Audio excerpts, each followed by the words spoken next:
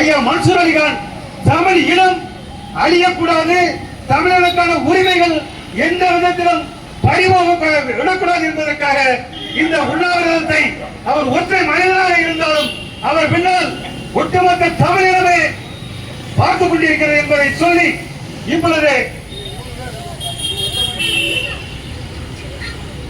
இந்த உண்ணாவிரதம் என்பது அன்று காவிரி பிரச்சனைக்காக அம்மையார் செல்வி ஜெயலலிதா அவர்கள் உண்ணாவிரதம் இருந்தார்கள். ஈழ பிரச்சனைக்காக கலைஞர் கருணாநிதி இருந்தார்கள். அப்படி என்றால் கலைஞர் கருணாநிதி உண்ணாவிரதம் இருக்கின்றார் ஈழ பிரச்சனைக்காக. காவிரி பிரச்சனைக்காக ஜெயலலிதா அம்மையார் உண்ணாவிரதம் இருக்கிறார் என்று சொன்னால் இன்று ஒட்டுமொத்த தமிழகத்திற்காக அவருடைய உரிமையை காப்பதற்காக இருக்கக்கூடிய ஒரே தலைவன் மன்சூர் அலிகான் என்பதை இந்த நேரத்தில் பதிவு செய்து இந்த